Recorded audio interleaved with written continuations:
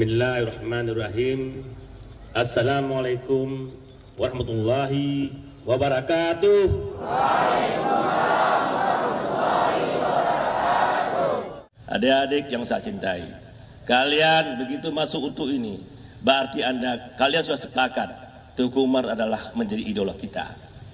Teuku Umar adalah idola kita. Setuju? Setuju. Kita harus jadikan dia menjadi sumber inspirasi kita. Setuju? Maka dengan demikian, saudara-saudara yang laki-laki, saya sebut sebagai Teuku Umar Muda. Mana? Angkat tangan yang laki-laki. Teuku Umar Muda. Mana Cutnya Dindara? Ya, mana yang perempuan? Oke.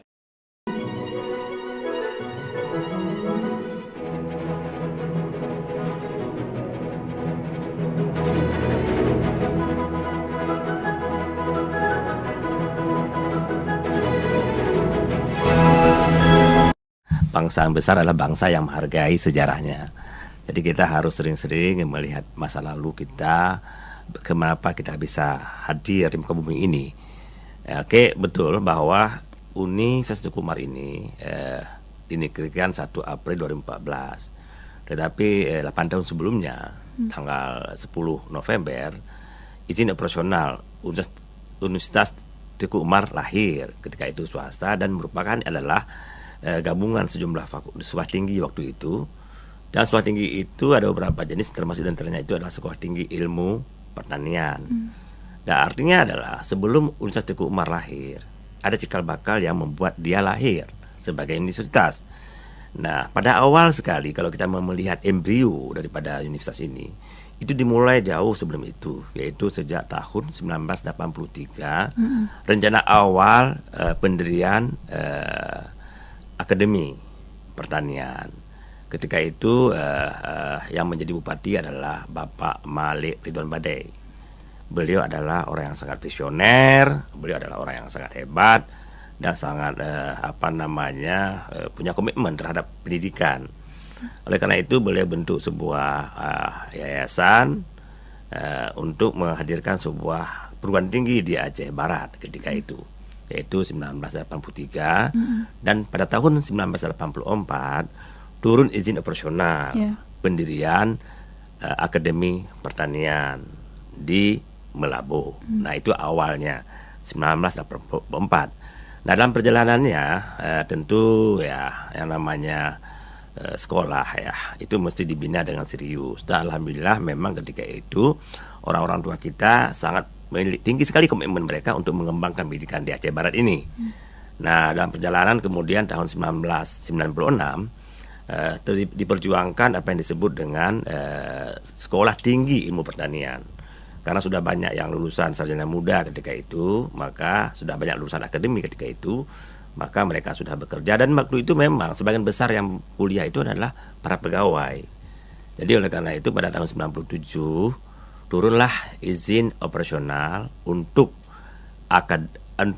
Sekolah Tinggi Ilmu Pertanian. Nah, ketika itu ceritanya begitulah. Nah, di sambil itu ada juga yang lahir yang namanya Sekolah Tinggi Ilmu Agama Islam, ya. Nah, waktu itu nama yayasannya adalah Yayasan Tengku Dirundeng. Yayasannya. Nah, pada saat itu lahirlah Sekolah Tinggi Ilmu Agama Islam. Nah, kemudian sekarang menjelma menjadi Sekolah Tinggi Agama Islam Negeri. Nah, STAIN namanya sekarang di Melabu. Nah, itu juga akhir tahun 2014 dinegrikan. Nah, kemudian perjalanannya tumbuhlah sekolah tinggi lainnya. Nah, pada tahun 2006 turun izin operasional untuk Universitas Teuku Umar. Itulah ceritanya, sehingga sebenarnya dies natalis kita selalu kita lakukan pada tanggal 10 November. Itu dies natalis karena itu menggambarkan kapan utu ini lahir, begitu ya. Nah, ini suatu perjalanan yang saya katakan perlu kita ingat terus karena sejarah itu begitu penting bagi kita. Dies itu begitu setiap tahun kita laksanakan itu di bulan November. Nah, itu tetap kita lakukan. Nah, yang menjelang kita lakukan ini adalah kapan utu itu negeri, itu juga perlu kita lakukan. Nah, kenapa? Karena juga kita sambil mereview apa yang telah kita laksanakan, apa yang telah kita kerjakan, apa prestasi yang telah kita raih, dan apa saja hambatan-hambatan yang kita lalui. Dengan melihat seperti itu, maka dengan sangat mungkin lebih mudah bagi kita lah untuk bisa memperbaiki diri. Karena tidak ada manusia di muka bumi ini yang memang sempurna. Kita juga nggak sempurna. Kita juga terus berusaha agar yang terbaik. Nah, ini bisa terjadi hanya cara mereview apa yang terjadi dan bagaimana hambatan-hambatan yang telah kita lalui, lalu bagaimana memperbaikinya. Setiap tahun kita harus mengevaluasi diri kita. Nah, saya ulangi, tahun 2014, 1 April, UTU ini negeri. Nah, dari situlah tombak sejarah kita mulai sebagai negeri. Tapi kalau secara sejak swasta, kita tetap akui, kita hargai, kita hormati, itu dimulai pada tahun 2006. Oke.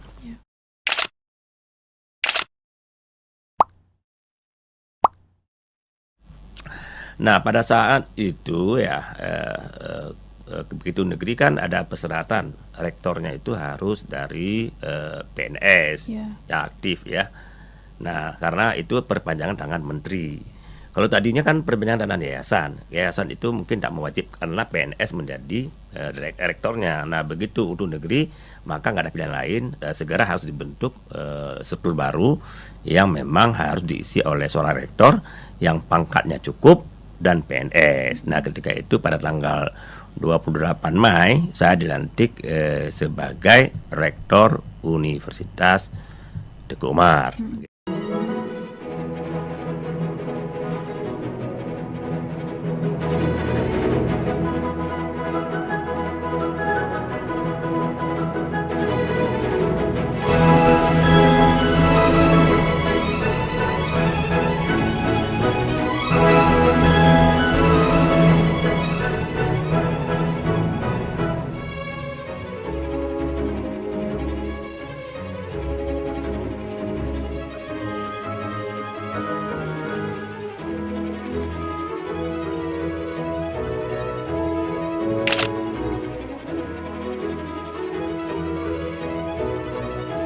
Mendesain sebuah master plan, karena master plan itu adalah rencana induk kita jangka panjang.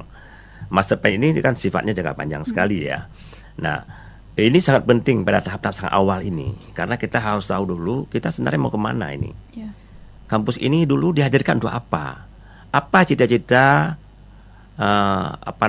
godfather kita, orang-orang tua kita tuh dulu sebenarnya mau menghadirkan kampus ini untuk apa? Nah, itulah saat itu kita coba membayangkan, mereview, lalu melihat ke belakang. Sebenarnya dulu pada saat awalnya lahir itu kan basisnya itu pertanian, core-nya itu berarti pertanian. Ya, kita begitu kan. Itu kita lihat historis aspek ya. Di samping itu juga kita harus lihat dari sisi sosiologis kan. Masyarakat kita masyarakat pertanian. Nah, kemudian lagi yang satu, bagaimana dengan pasar juga begitu. Kita hari ini masih impor begitu banyak kebutuhan hasil pertanian. Jadi karena itu nggak salah kalau kita memfokuskan kembali kepada apa yang dulu menjadi harapan-harapan orang tua kita, bahwa di Malabo harus ada pendidikan yang berkaitan dengan pertanian. Nah, itu sebabnya kenapa core kita pilih adalah agro menjadi basis kita, dan juga marine, karena apa? Negara kita negara maritim, negara kita negara agribisnis, negara agro, negara agraris. Nah, ini menjadi penting di dasar kita. Nah, pada saat itu kenapa orang tua kita Pak Malik Ridwan Badai itu memilih pertanian? Karena ketika itu Gubernur Aceh itu namanya Pak Ibrahim Hasan memang sudah membagi dua Aceh ini, zona industri dan zona pertanian. Zona industri di sebelah utara, zona pertanian di sebelah barat. Nah, itu dulu Pak Ibrahim Hasan dalam membagi dua wilayah kita, zona Aceh. Karena Aceh ini harus dibangun dengan cara-cara yang fokus. Pak Ibrahim Hasan orang yang hebat, dia sangat brilian, sangat visioner, melihat bahwa Aceh ini akan maju kalau dia itu kita fokus ke barat kita adalah pertanian, fokus di utara adalah kita di industri ketika itu. Nah, makanya ketika itu Pak Malik Ridwan Badai mengajak bagaimana kita harus ini agar pertanian kita sukses berkembang dengan baik seperti luar negeri, maka pertanian ini harus dibangun dengan ilmu pengetahuan. Jadi bukan asal kalau nanam aja siapa aja bisa, tetapi bagaimana agar produktivitasnya tinggi. Nah, itu menjadi dasar asal dulu awal pikirannya seperti itu. Lalu kemudian Baik itu kita diskusi pada saat saya jadi rektor pertama sekali. Nah, basis itulah kita mulai. Tapi kita tidak lagi bicara mengenai meskipun itu masih terus kita lakukan, membahas tentang bagaimana meningkatkan budidaya hasil-hasil pertanian, budidaya hasil-hasil perikanan. Tetapi jauh daripada itu kita harus pikirkan hilirisasi daripada hasil budidaya tersebut. Hasil pertanian itu tidak cukup dengan hanya menghasilkan hasil pertanian, tapi juga kita bicara bagaimana menghilirisasi dari hasil pertanian sehingga jadilah dia itu the end product yang siap dikonsumsi. Kita lihat ya, negara-negara Eropa itu produk-produk mereka itu kan basisnya ya saya lihat juga nggak kalah di sektor pertanian. Misalnya gini, bicara coklat. Nah, kita sebenarnya dia nggak bisa lepas dengan hasil kakao yang kita hasilkan. Nah, mereka misalnya Switzerland itu meng-create dia menjadi coklat. Celakanya nilai tambah yang dihasilkan ketika diprocessing dari bahan baku ini, kakao ini menjadi coklat itu tinggi sekali nilai tambahnya. Justru kaya mereka gara-gara berbasis raw material kita sudah diolah. Nah, hari ini kita bicara mengenai minyak makan misalnya. Itu kan seharusnya nggak ada alasan kita bermasalah minyak makan. Karena apa?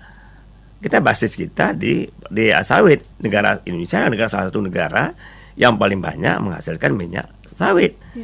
Kan bahan baku minyak makan yang paling umum sekarang dilaksanakan sekarang berbasis kepada minyak CPO, minyak sawit. Bukan tidak boleh dari sumber-sumber lain. Tapi kan ini yang kita punya yang sekarang ini, kenapa kita tidak lakukan hilirisasi yang lebih banyak?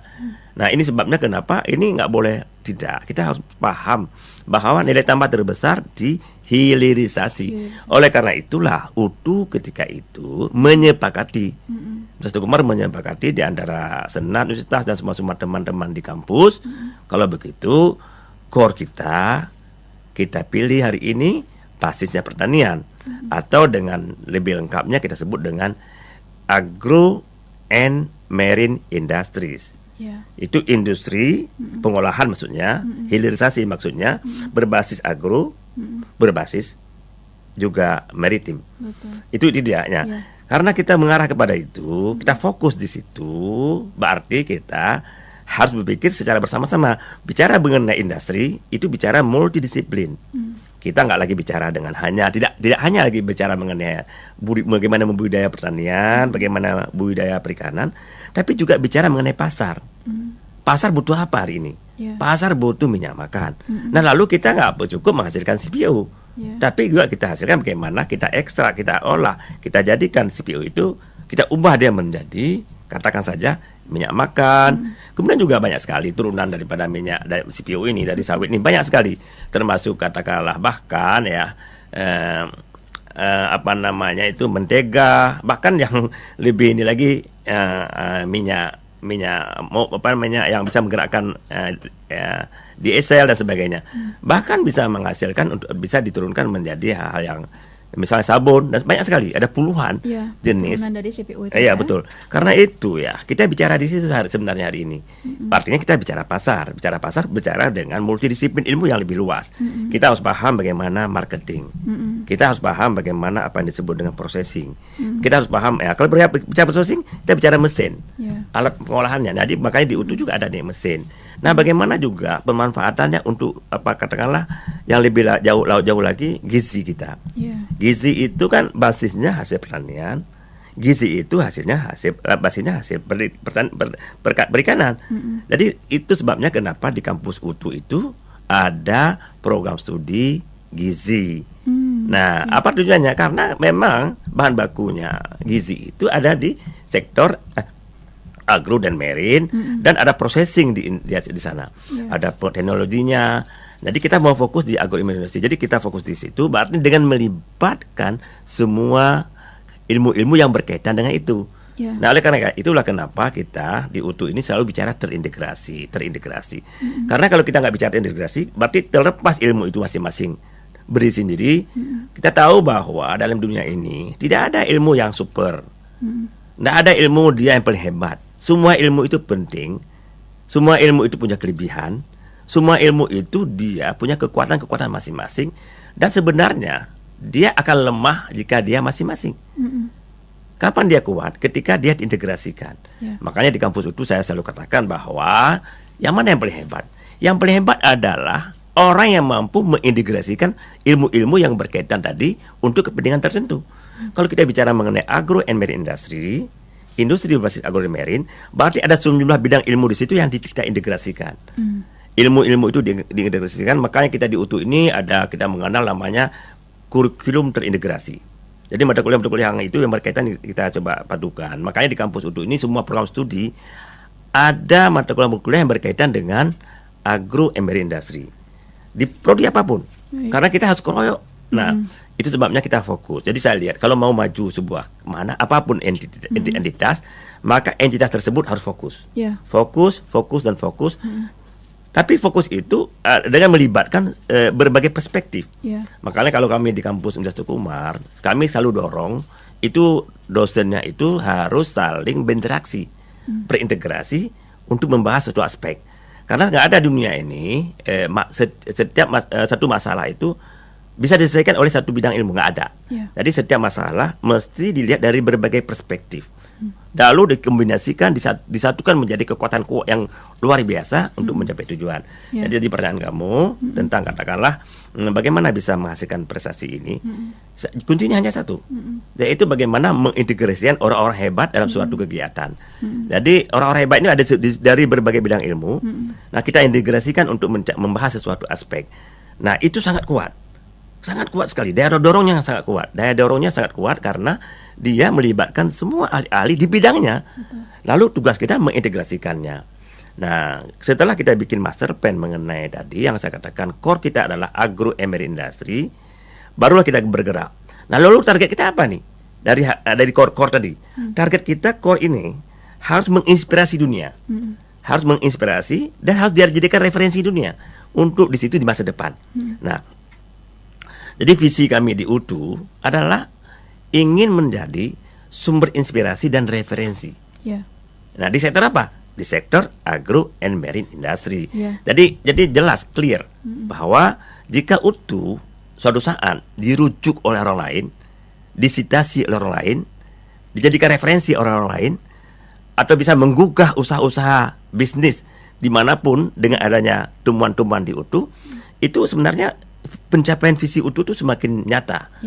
Nah, itu jadi jelas itu yang disebut dengan visi kami. Nah, oleh karena itu untuk bisa mencapai itu secara lebih mudah, di UTU kita integrasikan sejumlah bidang ilmu. Nah, lalu juga gedung kita juga kita satukan dalam satu gedung besar. Nah, kami punya gedung yang panjangnya mungkin tahun ini bisa tahun depan akan siap, sedang tambahkan lagi. Itu dalam gedung itu panjangnya hampir 500 meter. Satu gedung itu dia 4 tingkat dan itu bisa lebih 10.000 menampung mahasiswa dalam sebuah gedung besar tersebut. Nah, di situ ada semua program studi dan kami memang punya cita-cita kita mau fokus di prodi itu saja. Kita tidak perlu berbanyak-banyak seperti orang sampai puluhan, ratusan segala macam. Kita mau fokus di situ saja. Kita core kita agro industri. Kalau begitu berapa prodi cukup? Kalau kita anggap 20 prodi seperti ini cukup, ya cukup itu saja dulu. Nah, kita harus perkuat di situ karena dengan cara begitu core kita akan mudah tercapai. Bagaimana kalau ada tawaran-tawaran dengan prodi lain? Kita lihat dulu cocok nggak kita. Pertambangan misalnya itu lari dari badannya dari itu kita sabar dulu, kita lihat dulu masih nanti ke depan. Tapi untuk hari ini kita harus berbasis, kalau kita bicara energi, berbasis kepada agro, berbasis kepada alam. Misalnya kalau bicara mengenai energi listrik, itu bisa dengan tenaga angin, bisa dengan tenaga gelombang, itu marine. Juga bisa dengan bahan biofuel, misalnya dari bahan baku sawit. Nah, itu energi juga yang menghasilkan. Apa yang tidak bisa kita selesaikan dengan yang ini? Saya kira hampir semua bisa kita selesaikan dengan cara kita memfokuskan diri di agro industri tadi. Kalau bicara mengenai orang sehat, nah orang itu sakit kenapa? Pola makannya yang nggak benar. Kalau begitu di sana harus ada orang yang bisa mempromosikan apa yang mesti dimakannya. Maka di sana ada disebut dengan Kesmas, ilmu kesehatan masyarakat. Bagaimana agar masyarakat sehat? Nah, jadi dia lebih ke preventif. Jadi makan apa, berapa kali sehari, apa kombinasinya sehingga dia itu bisa sehat. Jadi saya ulangi lagi pertanyaan kamu tadi, bagaimana cara sehingga UTU ini bisa mencapai lebih cepat target-targetnya? Karena kami di UTU selalu mengintegrasikan sejumlah ilmu untuk hal tertentu. Karena kami yakin sekali bahwa setiap apapun permasalahan daripada masyarakat kita, mesti kita integrasikan dengan berbagai bidang ilmu ini, sehingga kita akan lebih kuat untuk mencapai tujuan tadi. You are my inspiration.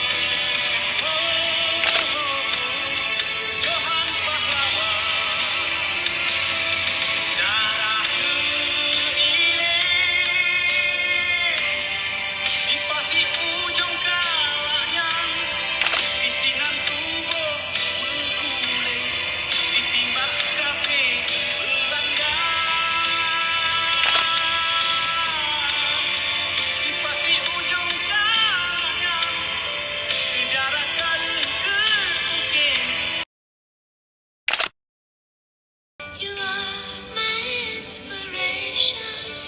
You are the song I sing. Itu namanya firasat.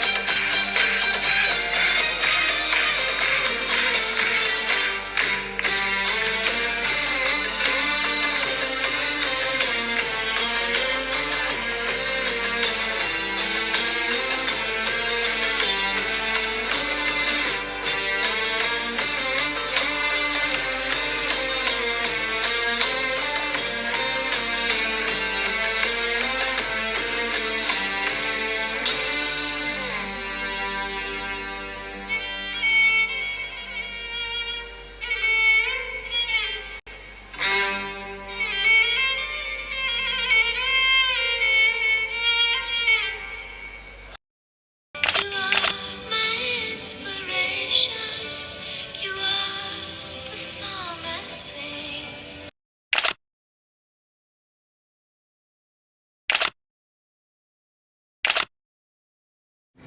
Sebelum saya mengambil sumpah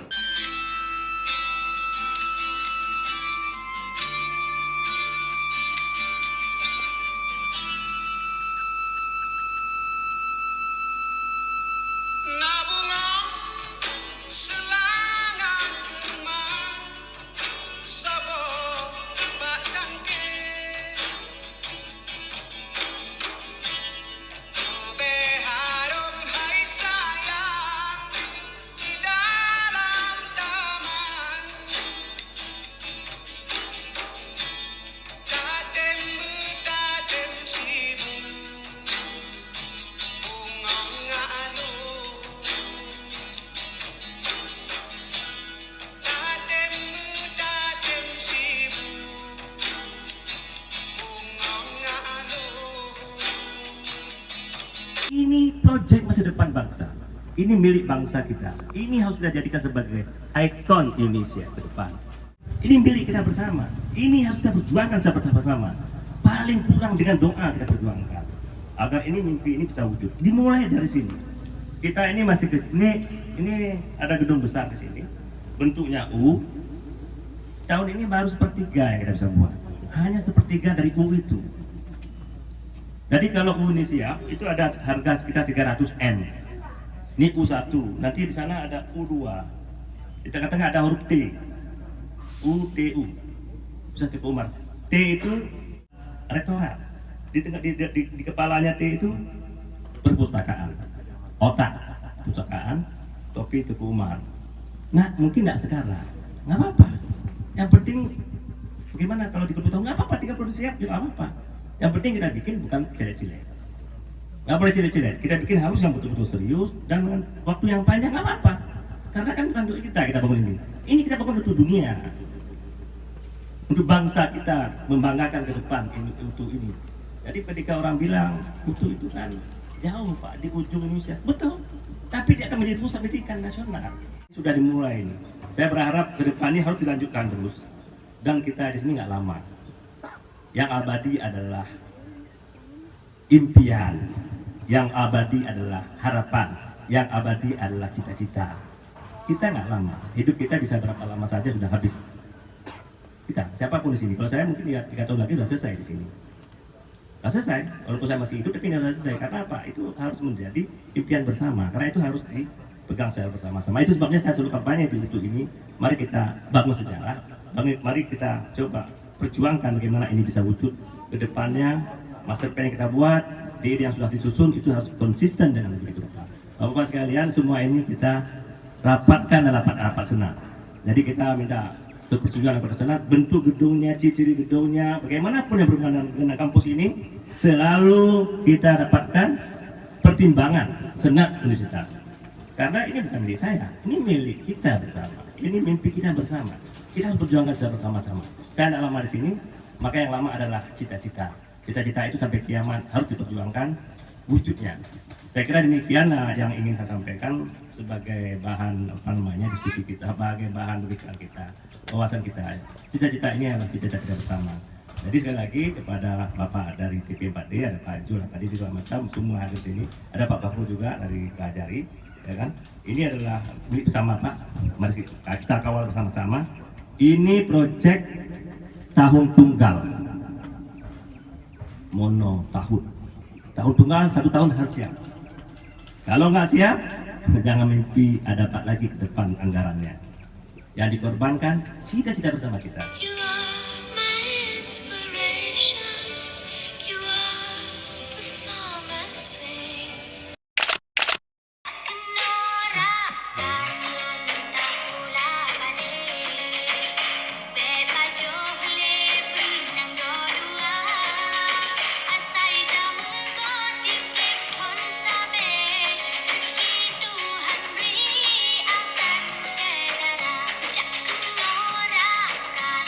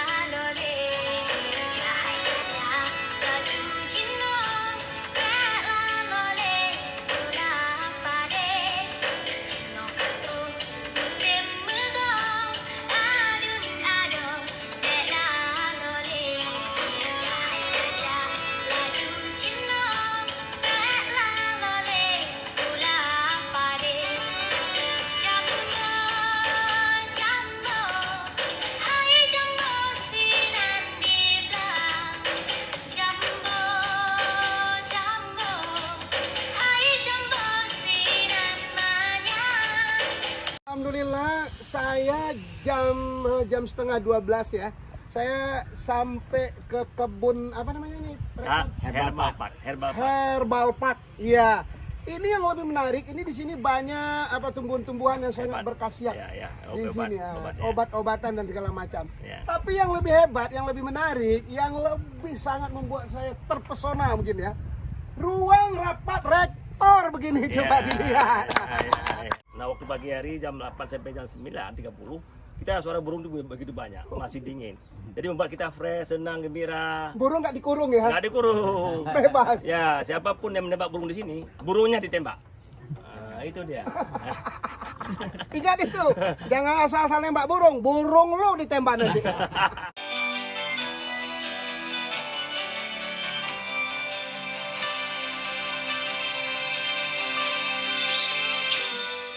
Kepada Allah, bersyukur sepanjang waktu, setiap nafasmu, seluruh hidupmu, semoga diberkahi Allah. Bersabar taat pada Allah, menjaga keikhlasannya. Semoga dirimu, semoga langkahmu diiringi oleh rahmatnya. Setiap nafasmu, seluruh hidupmu, semoga diberkahi Allah. Alhamdulillah wa syukurillah, bersyukur padamu ya Allah. Kau jadikan kami saudara, indah dalam kebersamaan.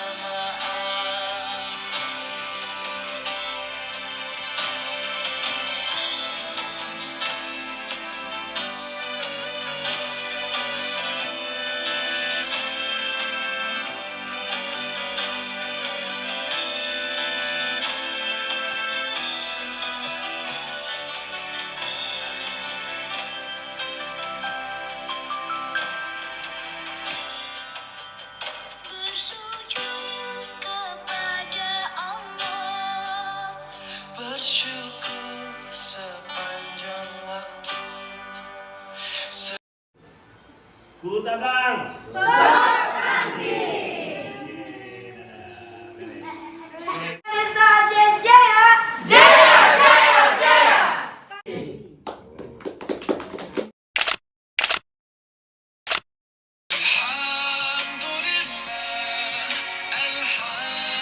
Alhamdulillah, all praises to Allah, all praises to Allah.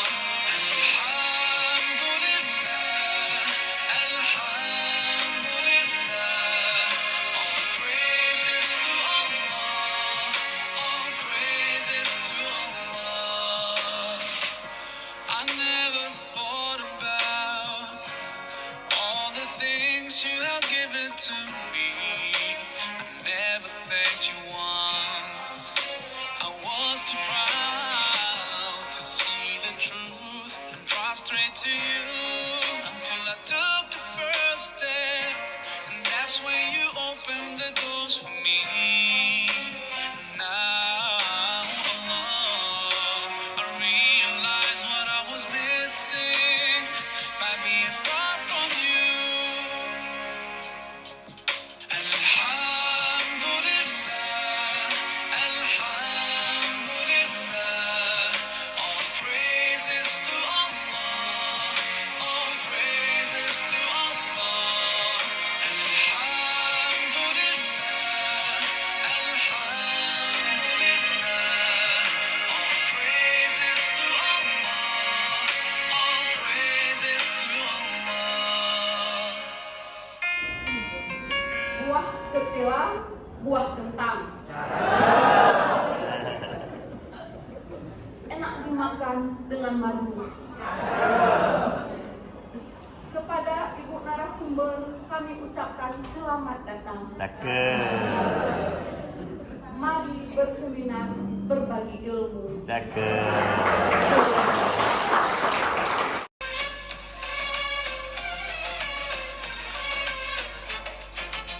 في ظلام الكون شمس أشرقت فيه